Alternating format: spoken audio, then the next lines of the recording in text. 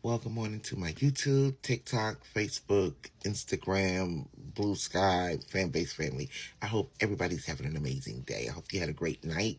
I hope if you have to go to work that work goes smooth for you, no hiccups. If you are a full-time caregiver in your home, I hope that person has a great day so you can have a great day.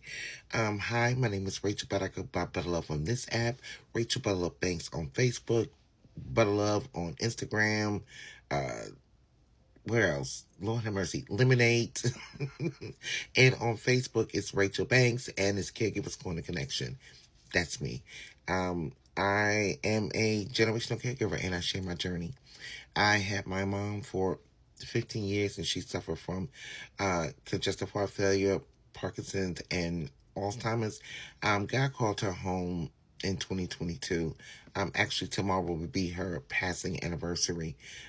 January 9th, she passed away in 2022.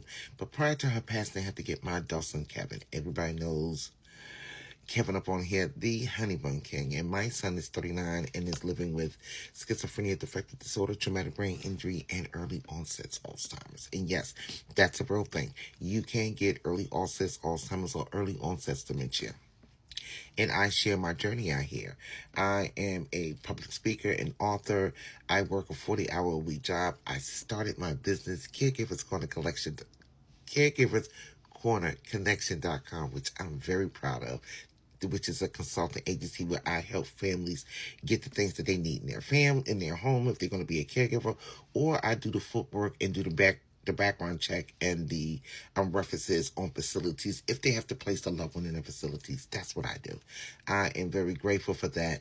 The money that I earn from that is being put aside so I can open up a mental health day support center because there's no place for my son, unfortunately.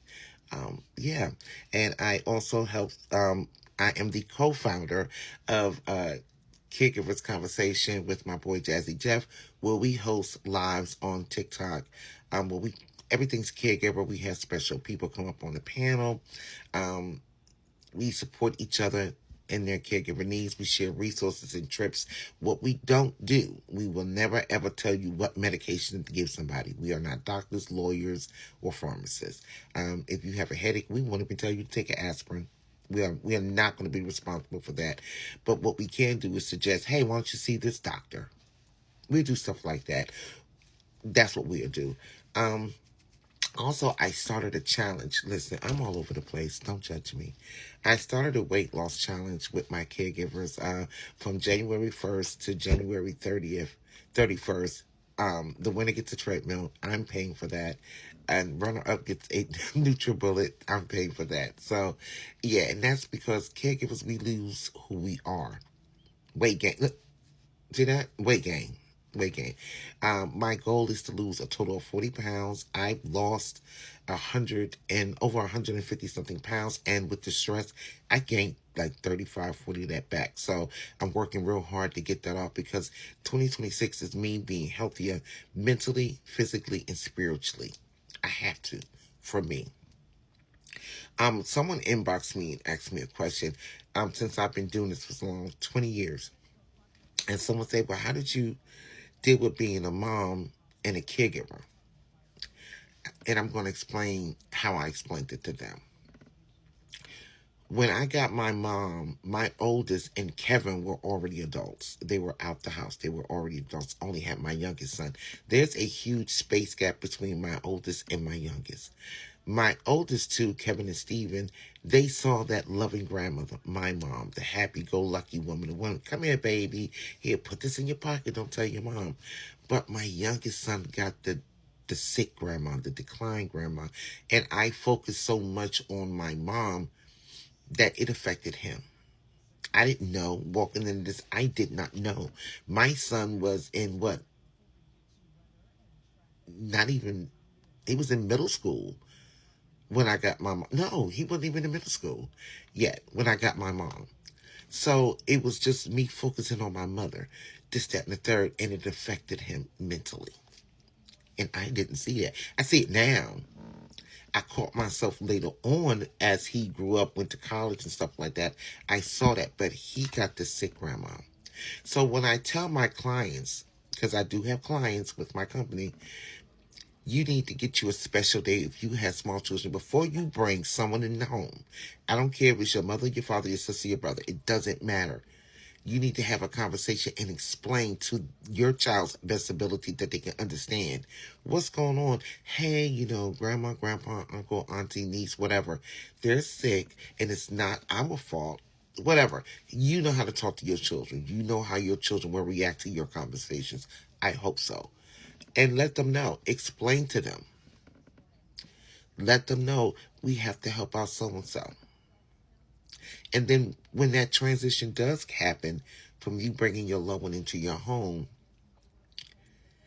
get you one of these. And I've done this before. Don't judge me. These are my lighters. Yes, I smoke cigarettes, but I'm trying to stop. Get you one of these from the dollar store. Get you some sticky pads. Write on an activity on that sticky pad for your children. And once a week, hey, this is our day. Matter of fact, get 2 of these. Get 2 of these. Hey, write down activities that your children like to do with you. Put it in a jar. Have them pick out the activity and you do it. I'm telling you, it will change the dynamic of how they feel. Because we know it's not intentional that some of your attention is slipping away from them. It's not intentional. We don't intentionally do that. We really don't. So give them a special thing, a special day with you. And in the second jar, write down their favorite meals. Hey, guess what? You can do this twice a week. I want you to pick the jar out, and this is what we'll make, or this is what we'll order for dinner. It will make a big difference. It will. Explain to them, hey, I have to give grandma or grandpa dinner. You want to help me fix that? Get them involved to the point that it's not going to be terrifying for them. That's really important. It really is. There are things that you can do to bring peace to your home, because bringing someone in your home, it really can disrupt them. Please know that your intentions of love can be an intention of hurt in a child's eye. So be mindful. Get them involved. Let them know, hey, it's okay. I will never forget about you. But these are some of the things that can help you and help them from feeling isolated from their parents. It's a tough thing to do because you're being put in the middle of a sandwich as a caregiver and as a parent, and then it's a lot. It's a lot. Well, let me get out of here. I'm actually on time to go to work today.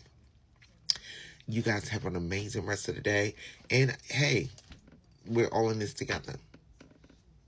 I'm an open book. You can always DM me or ask me the questions.